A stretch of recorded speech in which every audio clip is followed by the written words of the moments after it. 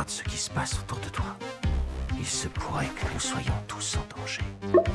Bonjour à tous, c'est Antoine, en compagnie, une fois n'est pas coutume, d'Alexandre. Salut Antoine. Si on est réunis aujourd'hui, c'est pour parler de Kinds of Kindness, le nouveau film de Yorgos Lanthimos qui nous avait déjà pas mal ébloui plus tôt dans l'année, tout début d'année, avec Pauvre créature. Absolument. Et que vous connaissez sans doute pour The Lobster, Mise à mort du cerf sacré ou encore La Favorite. Et si c'est encore une fois nous deux qui nous retrouvons à parler du film, c'est parce que on était tous les deux à le voir à Cannes, où le film était présenté en compétition et où il est reparti d'ailleurs avec le prix d'interprétation masculine, et on y reviendra pour Jesse Plemons. Mais avant d'entrer un peu dans le détail de ce film-là, peut-être que c'est intéressant de revenir sur notre rapport à chacun sur le cinéma de Yorgos Lanthimos, qui est quand même un peu particulier. Toi, tu es quand même, on peut le dire, plutôt fan du cinéma de Yorgos Lanthimos. On peut le dire. Moi, j'adore le cinéma de Yorgos Lanthimos. Vraiment, c'est un cinéaste que j'ai découvert avec The Lobster, qui était aussi à Cannes en 2015, qui avait eu le prix du jury, et j'avais pris vraiment une claque. Je m'étais dit, ok, en fait, ce que j'avais beaucoup aimé avec ce film et cette ambiance, déjà le pitch était complètement dingue, cette histoire de en 45 jours tu dois trouver l'amour et si tu le trouves pas t'es transformé en l'animal de ton choix, t'es en mode mais qu'est-ce que c'est que ça? Alors déjà, qu'est-ce que c'est que cette histoire? Et j'ai beaucoup aimé le ressenti dans la salle où moi, certains moments me faisaient rire, mais vraiment me rendaient hilar. Et d'autres riaient pas du tout à côté de moi et je me sentais un peu seul. Et à l'inverse, des moments me mettaient vraiment très mal à l'aise et faisaient rire énormément de personnes et j'étais... Ok, ce film est vraiment... Enfin, il y a vraiment une sorte de paradoxe sur comment on ressent les émotions vis-à-vis des personnages, vis-à-vis des situations, nous en tant qu'humains aussi. Et en fait, c'est ce qui se retrouve dans la plupart de son cinéma et c'est ce que j'aime beaucoup. Comme toi, moi c'est avec aussi The Lobster que j'ai découvert Lanthimos, parce que le film avait tellement une hype énorme au moment de sa sortie que j'y étais allé. Et je suis assez d'accord avec toi, je pense qu'en plus ça crée une réaction un peu particulière. Pour l'anecdote personnelle, ma maman que j'embrasse, c'est un des rares films, vraiment la période où j'emmenais pas mal ma mère à voir des films avec moi au cinéma, quand je commençais à vraiment m'intéresser au cinéma art et essai, disons. C'est la seule fois où elle est ressortie vraiment énervée d'une séance, où elle m'a vraiment dit c'était quoi ce truc, c'était horrible, j'ai rien compris, je trouve ça horrible. Dès le départ, tu vois la meuf qui tue l'âne dans l'introduction, elle s'est dit tout de suite dans quoi je m'embarque. Et c'est vraiment une des rares fois où ma mère, qui est quand même très ouverte, est vraiment ressortie vraiment à ne pas aimer un film. Et maintenant, dès que je lui en parle, dès que je lui dis ce mec là il a fait Pauvre créature et là il a fait un film qu'on a vu à Cannes, et là elle me dit ah non, je veux pas voir ça. Mais c'est marrant que tu aies cette anecdote parce que c'est exactement la même anecdote pour moi. C'est-à-dire que moi j'ai dit à ma mère ça pourrait t'intéresser, et elle l'a vu, elle m'a dit plus jamais ce réalisateur. Elle l'a vraiment... Je sais pas si il faudrait que je lui redemande si elle a pas aimé, ou dans le sens où elle a senti un rejet total du film, ou juste si elle s'est sentie très mal à l'aise ou autre. Mais en tout cas elle m'a dit plus jamais ce réalisateur. Donc moi aussi je lui conseille d'aller voir Pauvre créature, d'aller voir des films peut-être un peu plus séduisants. On en reviendra d'ailleurs par rapport à Kinds of Kindness, mais finalement non, elle a jamais fait. The Lobster fut le premier et le dernier. Après, moi, par rapport à toi, j'aime beaucoup The Lobster. J'ai été beaucoup moins convaincu par Mise à mort du cerf sacré. Et j'aime beaucoup La Favorite, mais sans non plus être méga fan. Par contre, je trouve vraiment que là, pour moi, avec Pauvre créature, il a passé un cap là en début 2024. Du coup, je trouve que le film est non seulement son plus accessible, mais je trouve que dans sa folie visuelle, dans son rapport à la courte focale, dans ses jeux d'échelle et dans ce qu'il a envie de raconter, dans son rapport presque à la fable et au conte, il y a un truc qu'il a vraiment poussé plus que jamais, que je trouve extrêmement intéressant. Et effectivement, moi du coup je suis plus fan du Lanthimos récent, celui qui est allé du côté des États-Unis avec des grandes stars hollywoodiennes, là où d'autres préfèrent sa première période grecque plus austère, pour le dire ainsi. Ouais, on peut le dire. Non mais moi je suis beaucoup plus fan de la période en effet. Moi je suis fan d'absolument tous les films à partir de The Lobster.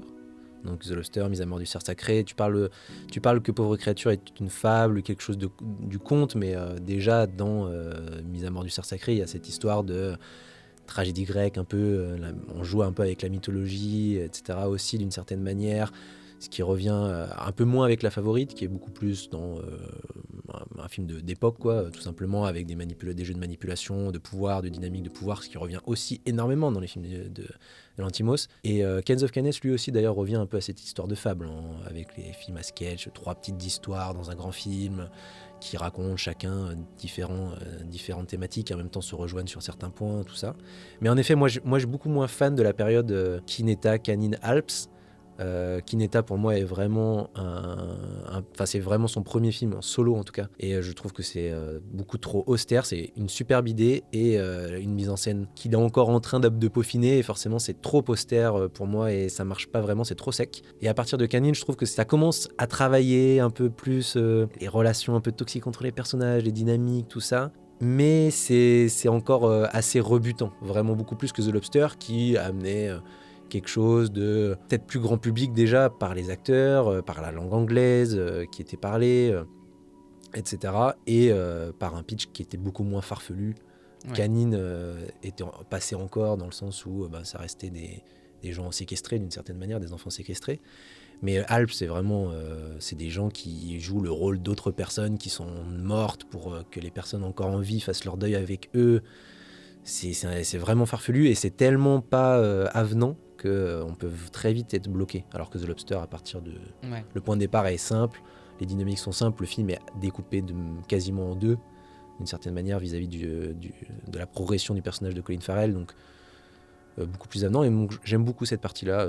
Les deux films avec Colin Farrell, en effet, pour moi, sont peut-être les meilleurs. C'était important qu'on revienne un peu sur le cinéma de Lanthimos en général, parce que ce qui est intéressant avec Kinds of Kindness, qu'on l'aime ou qu'on l'aime pas, je pense, parce que le film a pas mal divisé à Cannes, mine de rien, c'est que on sent qu'il y a un peu la synthèse de tout ce qu'il a fait jusqu'alors. Alors comme tu le disais, c'est un film à sketch déjà, donc en 3 segments, avec comme particularité que tous les acteurs principaux en fait jouent chacun un rôle différent dans chacun des segments, que ça se déroulait dans un univers différent, et en même temps il y a une espèce de fil conducteur à travers un personnage un peu mystérieux qui s'appelle RMF, qui revient dans les 3 segments. Et surtout, tu parlais de cette attraction-répulsion, et c'est vrai que d'un côté, c'est un film américain qui est produit distribué par Searchlight, donc la filiale un peu indé de la Fox, donc de Disney aujourd'hui, avec gros casting hollywoodien, donc Emma Stone, Jesse Plemons, William Dafoe, Margaret Qualley, donc quand même voilà, sacrée distribution. Ah bah ouais. Et en même temps, on revient à ce côté plus cynique, plus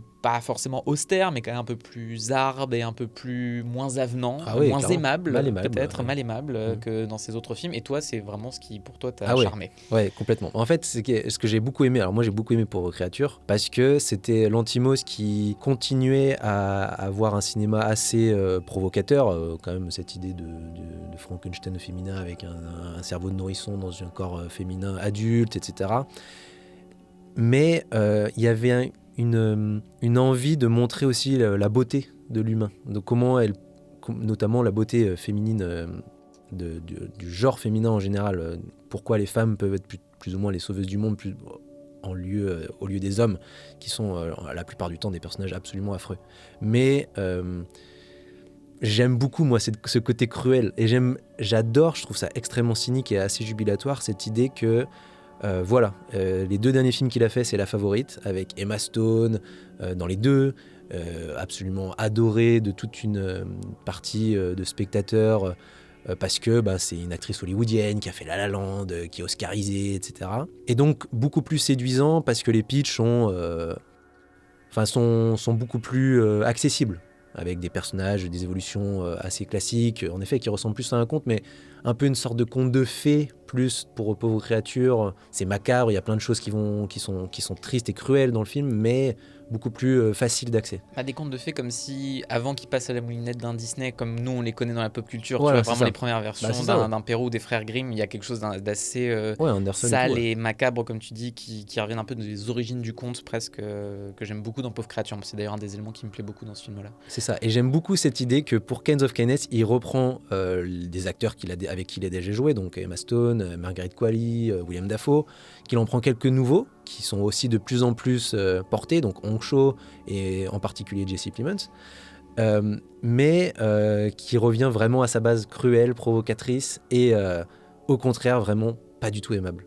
On ne peut pas on prend un plaisir, mais pas forcément un plaisir de joie, de bonheur. C'est au contraire, on prend un plaisir à décortiquer des personnages absolument terriblement ambigu, terriblement cruel, dans des relations toxiques, dans des relations de domination, de soumission, et c'est ce que j'aime. Voilà. Donc je suis peut-être un petit peu psycho. C'est vrai que le Comme, là est comme donné avec le Lanthimos, mais, premier segment, parce que t'as, oui. dans le premier segment, donc on va éviter de trop spoiler les éléments, mais pour donner le pitch du premier segment, tu suis Jesse Plemons qui est dans une sorte de relation de soumission totale à un personnage qui est incarné par William Dafoe, qui ouais. lui dit quoi faire dans sa vie, mais qui genre planifie tel un scénariste et un metteur en scène ce qu'il doit faire au quotidien, C'est mais ça. y compris avec qui il doit sortir, quel Avec verre il qui. doit boire, à quelle heure il doit faire tel truc. C'est Enfin, ça. il a vraiment un plan précis de ce qu'il doit faire dans sa vie, et lui essaie de s'en dégager, de Bah. retrouver une forme de libre arbitre qu'il galère plus ou moins à essayer de retrouver. Donc là-dessus, le là est donné, c'est vraiment sur des questions de rapport de force, de soumission, de domination, qui se retranscrivent d'ailleurs dans la plupart des segments du film. Ouais, bah c'est un film qui parle énormément d'emprise, que ce soit dans tous les compartiments, que ce soit une emprise amoureuse, une emprise professionnelle, une emprise sur soi-même en général. Est-ce qu'on est capable de se contrôler ou est-ce qu'on préfère être contrôlé ? Quand on préfère être contrôlé, finalement, est-ce que c'est pas plus simple d'avancer quand on se laisse guider ? Ou est-ce que finalement c'est plus facile quand on choisit ensemble ? Et en même temps, est-ce que c'est pas difficile de choisir tout ce qu'on a envie de faire ? Et c'est ce qui marche super bien dans le premier segment, je trouve, par rapport à cette relation, donc qui est beaucoup plus, enfin qui est assez rationnelle dans l'idée. On va pas dans un territoire surréaliste, etc. Mais cette idée de, il a envie d'être contrôlé, il essaye de changer un petit peu, de se donner un peu plus de liberté. On lui voit, on lui refuse tout simplement, et il essaie de retrouver cette. En fait, il a perdu le contrôle et en même temps, il l'avait pas. Et je trouve ça, c'est hyper intéressant. C'est un personnage qui ne voulait pas se contrôler, se laisser faire, décide d'un peu changer, constate qu'en fait c'est encore plus difficile. Il est incapable de choisir ce qu'il veut manger, il est incapable de savoir c'est même pas s'il est capable de savoir s'il veut manger. C'est ce qu'il veut manger, pardon. Il est incapable de savoir s'il veut manger, en fait. Est-ce que j'ai faim ou pas ? Il ne le sait pas, il ne sait plus. Et c'est hyper intéressant dans toute cette évolution par rapport au personnage. C'est est-ce qu'en fait on est plus libre quand on est vraiment libre de faire ce qu'on a envie de faire, ou est-ce qu'on n'est plus libre quand on est un petit peu contrôlé par-ci, un petit peu contrôlé par-là, parce qu'en fait on peut se laisser contrôler sans forcément faire tout ce qu'on nous demande de faire. Ce qu'on constate au tout début du segment, c'est il doit faire ci, il doit faire ça à telle heure, et le lendemain on fait une sorte de petit bilan. Alors t'as lu Anna Karenina ? Et en fait il dit ah oui, j'ai bientôt fini et tout. Mais en fait on sait très bien que nous il a lu 20 pages et que clairement il a vraiment pas fini le livre. Et c'est comme quand aussi il lui dit tu vas aller prendre un verre, tu vas prendre un truc sans alcool et tu vas réfléchir à ce qu'on dit. Et là il demande un double whisky machin je sais pas quoi. Et le mec lui dit bah non. En fait parce que tout est déjà prévu, et que du coup il lui dit ok un truc sans alcool machin je sais pas quoi, et le mec lui sort direct parce qu'en fait c'est déjà prévu.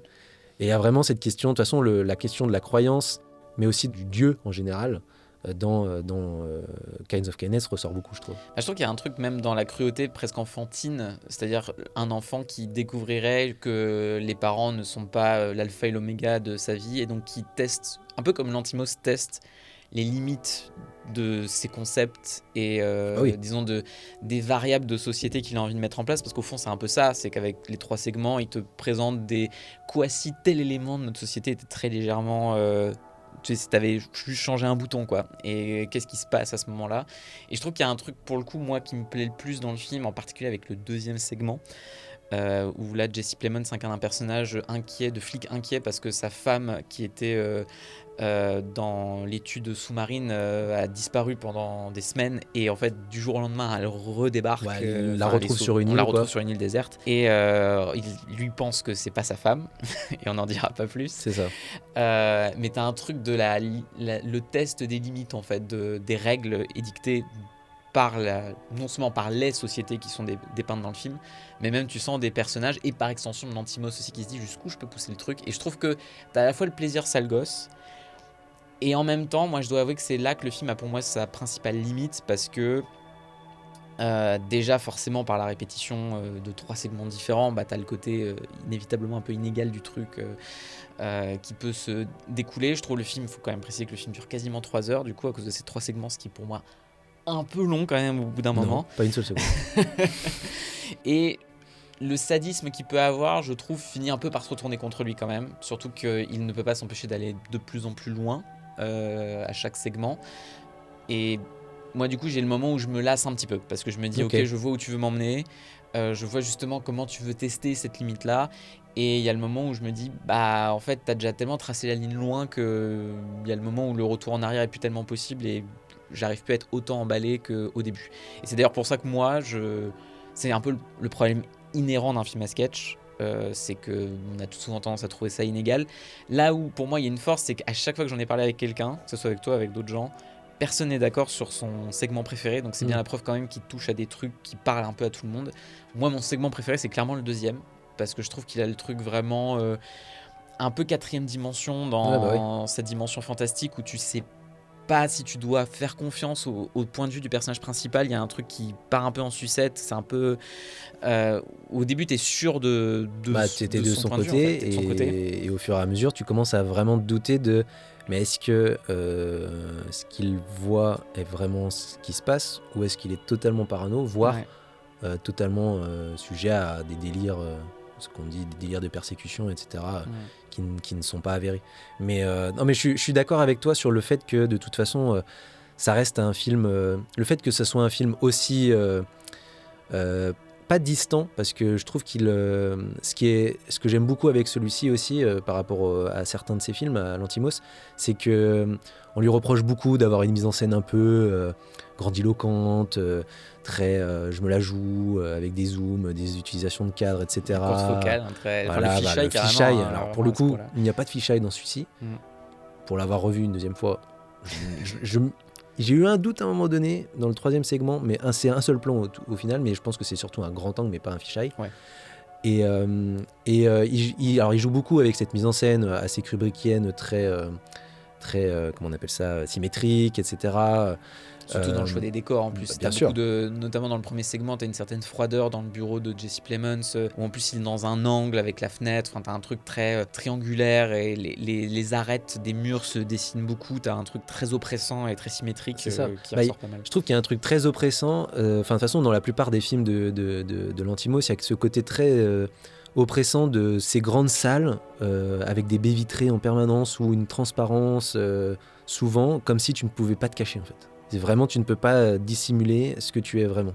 Il vient répondre à ça, notamment dans le troisième segment par rapport à une scène en particulier, mais comme quoi finalement en fait on ne peut surtout pas forcément savoir ce qui se passe à l'intérieur de certaines couches, etc. Mais je trouve que du coup il met un petit peu ça de côté, cette mise en scène un peu grandiloquente qu'il avait pu avoir notamment dans Mise à mort du cerf sacré, ce que certains avaient beaucoup détesté justement, ce qu'il avait un peu dégagé de La Favorite et de Pauvre créature pour quelque chose de beaucoup plus pop, coloré, et un petit peu plus comme c'est des films d'époque quoi, en tout cas plus fou, on va dire plus dingue visuellement.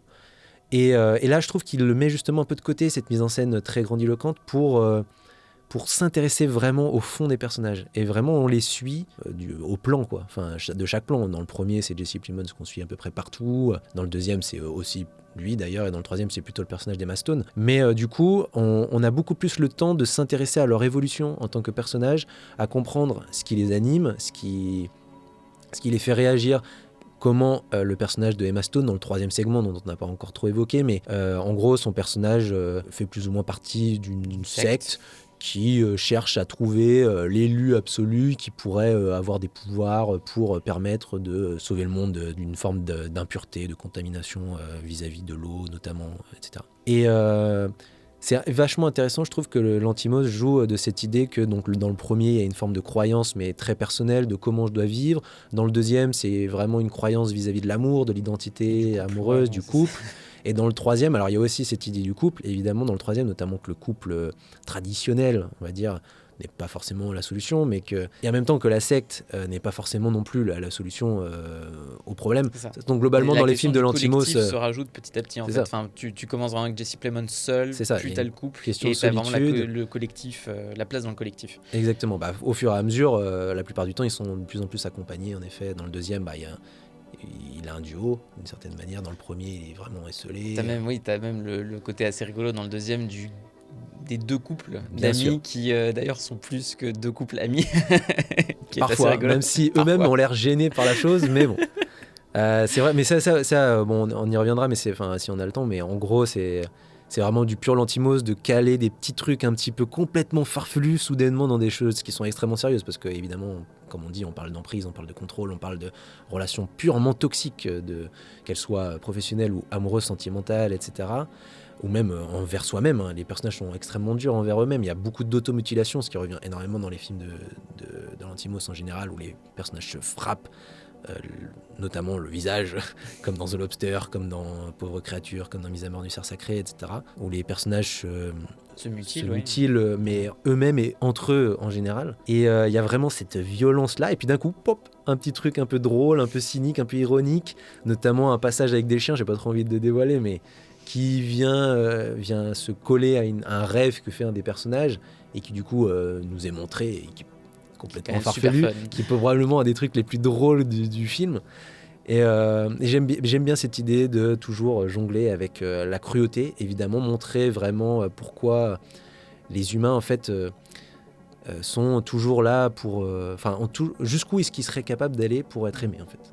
Bah, moi, en plus, ce que je trouve du coup intéressant, perfectible, mais vraiment intéressant, c'est que parce qu'il fait du coup cette idée des 3 segments avec les mêmes acteurs, t'as vraiment l'effet troupe de théâtre Oui. qui moi me plaît beaucoup dans le film, où t'as l'impression que chacun expérimente un peu différents personnages avec encore une fois l'idée d'un fil conducteur, l'idée quand même de thématiques communes qui évoluent entre les segments et donc aussi entre les récits et entre les personnages eux-mêmes, et t'as l'impression que chaque acteur répond en miroir aux différents rôles qu'ils incarnent. Et là où je suis d'accord avec toi, c'est que la sobriété, disons, de sa mise en scène, dans une moindre mesure, Voilà, dans une moindre mesure par rapport à ce qu'il a fait auparavant. qui est effectivement, il y a plus de gros plans, plus de rapports au corps, où on suit effectivement plus sur des panoramiques et des travelling les mouvements des personnages, y compris dans des plans très longs. Parfois, il y a un plan en voiture notamment qui est assez intéressant dans le premier segment, où il prend du temps vraiment pour suivre toute une action dans sa complétion. Moi, j'aime beaucoup comment, parce qu'il s'attarde sur les acteurs, ça leur donne vraiment quelque chose d'extrêmement étudié au microscope presque. T'as vraiment la sensation d'être au plus près d'eux et effectivement d'être dans leurs doutes. Moi en particulier dans le deuxième, encore une fois, c'est pour ça que c'est le deuxième que je préfère, mais de te dire qu'est-ce que je comprends de ce personnage-là, qu'est-ce que je comprends de son expression faciale, de sa manière d'enfouir certains trucs, au contraire de faire ressortir d'autres choses. Et bon, ça il faut en parler maintenant, parce que du coup donc Jesse Plemons s'est ressorti avec le prix d'interprétation masculine, et on était tellement d'accord là-dessus, on était globalement d'accord sur le palmarès cannois, mais c'est vrai que quand ça a été évoqué, on s'est dit c'est l'évidence, parce que il y avait peu de rôles masculins très forts à Cannes en 2024. Ouais, il y en avait 3 quoi. Il y avait Richard Gere dans le Canada, il y avait Ben Whishaw dans Limonov, et il y avait probablement Jesse Plemons. Voilà, c'est ça. Et on s'était dit, comme il y a le côté film de troupe, est-ce qu'effectivement ils vont le faire ressortir lui plus qu'un autre acteur? Mais on le dit souvent d'ailleurs depuis quelques temps, mais Jesse Plemons a beaucoup de second rôle dans pas mal de films, dont cette année Civil War, où il a la scène du film. Et c'est vrai que plus tu mets Jesse Plemons dans un côté très calme, dans des fois quelques passages d'un film, et à chaque fois c'est ça qui ressort comme étant le moment ultime du truc et qui fait ressortir toute la bizarrerie du film. Et là, de le mettre vraiment en avant dans un truc comme ça, où il est à la fois à l'image du film pas très aimable, un peu pleutre, surtout dans le premier segment, et puis pathétique, ouais. voilà, un peu pathétique. Et en fait, plus t'avances et plus tu t'apprends à l'aimer dans sa bizarrerie, et en fait je trouve que c'est un des meilleurs, et en même temps mais c'est un des meilleurs ajout du casting de Lantimos, je trouve. Parce que Emma Stone, du coup on l'a déjà vu par le passé chez Lantimos, elle est évidemment excellente, mais la Plemons en particulier, je trouve qu'il ressort de ça, où tu te dis il est parfait pour la bizarrerie de ses univers à lui, et il s'intègre à merveille là-dedans. Alors moi j'adore Emma Stone, et j'adore en effet ce qu'elle fait chez Lantimos. Je trouve qu'en effet Pauvre créature, elle était absolument incroyable. Pour moi c'est vraiment son meilleur rôle, le meilleur rôle de sa carrière. Mais c'est difficile en effet Jesse Plemons, tu vole la vedette, même si dans le troisième segment il est concentré sur le personnage d'Emma Stone. Globalement tous les segments tournent énormément autour des personnages de Jesse Plemons, notamment le premier et le deuxième donc. Et en effet il a cette manière de jouer qui on dirait un peu un benet quoi. Il est capable de jouer le benet, mais le benet qui est pas si bête que ça, qui a une capacité à être cruel, à savoir manipuler les gens, à feindre tout simplement le fait d'être bête, et en fait dissimuler beaucoup de ressorts très très cruels ou très manipulatoires, etc. manipulateur plutôt, hein, évidemment. Mais non, mais du coup, ouais, Jesse Plemons, vraiment très très bon choix. Et en effet, moi je sais pas lequel est mon préféré, tu vois, dans les segments, mais je pense que le deuxième, est peut-être celui que je préfère, mais par rapport à justement l'ambiguïté qu'il apporte beaucoup plus au personnage de Jesse Plemons, qui dans le premier est vraiment un personnage qui subit plus ou moins sa condition, et dans le deuxième subit vraiment son état d'esprit en fait, tout simplement, et nous-mêmes nous inclut là-dedans. Ce que j'aime bien, c'est que Lanthimos joue vraiment dans cette idée de, en fait, on est vraiment que des bouts de viande et juste de l'eau à 70%. Ce qui ressort beaucoup effectivement dans le troisième segment. Après moi, tu vois, du coup, c'est un peu la question peut-être qu'on peut poser pour un peu conclure, c'est que moi j'ai un peu mon problème avec le côté, encore une fois, film à sketch, mais je trouve que par rapport à d'autres films à sketch, t'as pas vraiment la sensation d'une grosse descente en cours de route où tu te dis vraiment il y a un segment qui est vraiment raté par rapport à certains des autres. Mais en même temps, la cohésion, tu sens énorme que Lanthimos veut y mettre d'un point de vue thématique, pour moi, marche pas toujours, d'autant que le film est quand même trop long pour son propre bien, je pense, pour vraiment réussir à ce que tu tiennes sur la durée. Moi, du coup, en fait, ça empathie pour moi sur le troisième segment, où quand j'en arrive là, je me dis... Où en plus, il explicite des choses qui étaient plus ou moins implicites avant, où tu te retrouves avec une ironie qui est encore plus mordante dans le troisième, et notamment sur son final. Qu'on ne dévoilera pas, mais voilà, qui est moi je trouve une façon un peu facile de terminer le film, et où il explicite pas mal des thèmes qui en fait étaient plus en soum-soum, tu vois, un peu en sous-marin sur le reste du film, où je trouvais ça un peu plus habile. Et en fait je me pose un peu cette question là, à la fois de, c'est bien parce que oui, on sent qu'il y a une cohésion dans ce qu'il veut raconter, mais c'en est au stade où c'est peut-être trop pour son propre bien, et le dernier segment est pour moi, tu vois, du coup je me dis, en fait je vois la qualité du troisième segment qui sont évidentes, mais du coup c'est de loin celui qui me parle moins, parce que c'est le moment où je me dis là tu commences à abuser, en fait je commence à avoir compris. Ok, moi c'est marrant parce que pour l'avoir revu, du coup le troisième segment a vraiment énormément grandi en moi. Je trouve vraiment que c'est l'un des meilleurs, en fait. Le 2 et le 3 je les mettrais quasiment au même niveau. Le premier est peut-être un peu presque trop programmatique d'une certaine manière vis-à-vis de l'évolution. Mais il a le mérite de l'introduction. Voilà, c'est ça. Il introduit le concept un peu de l'idée de voilà de quoi on va parler. En fait, on va parler d'emprise, on va parler d'un besoin de reconnaissance, etc. Mais les deuxième et troisième vont beaucoup plus loin, notamment parce que au lieu d'être tout simplement rationnel et terre à terre, il va explorer un peu le côté surnaturel, ou en tout cas fantastique de certains éléments. Mais c'est marrant, je suis pas du tout d'accord sur la fin du troisième. Je trouve justement que c'est très très Lanthimos de ne pas finir sur une joie qu'on pourrait imaginer. En tout cas, on peut imaginer que ça va finir dans la joie. Et qu'en fait, il préfère finir dans des larmes. Vraiment dans des larmes, mais dans l'idée de... Enfin, il faut voir le film pour comprendre, mais je trouve que c'est très Lanthimos de, en fait, trouver une forme de non-happy end et en même temps de happy end, parce que les personnages courent un peu après quelque chose qui de toute façon les dépasse. Oui, donc, voilà. Qui est voué à ne pas marcher. Enfin, il y a une sorte de vacuité dans ce qu'ils poursuivent. De toute façon, en fait, dans ce qu'on peut comprendre, c'est qu'au final, il y a forcément quelqu'un qui sera désavantagé par la situation, en fait, des gens qui n'auront pas choisi en fait la condition dans laquelle ils vont devoir finir. Et je trouve que c'est très Lanthimos de finir justement dans cette idée de larmes plutôt que de joie, de sourire et de bonheur. La question de la fatalité face au libre arbitre, mais où en fait la fatalité est parfois nécessaire pour ramener une forme de libre arbitre sur des personnages qui ne l'ont plus. Et donc je comprends l'idée, mais encore une fois, en fait c'est plus la question du est-ce qu'il y a la sensation d'un trop plein, parce que j'avais cru comprendre qu'en fait Lanthimos à la base avait un des segments en tête qu'il voulait développer en long métrage. C'est ça. Et finalement il s'est dit, c'est pas qu'il y avait pas assez de matière, mais il s'est dit tiens, ça serait peut-être intéressant de tenter une autre structure. Et une fois qu'il avait trouvé les deux autres récits qui voulaient un peu accoler à celui-là, en se disant il y a des thèmes communs, il y a des choses qu'on peut développer ensemble, faisons ça. En soi c'est courageux, parce qu'en plus le film à sketch c'est jamais un truc qui est simple à vendre à un public. Moi j'étais même ravi parce que je ne savais pas avant de découvrir Arcane que c'était un film à sketch. Bah, tant mieux. Donc j'étais ok d'accord, pourquoi pas.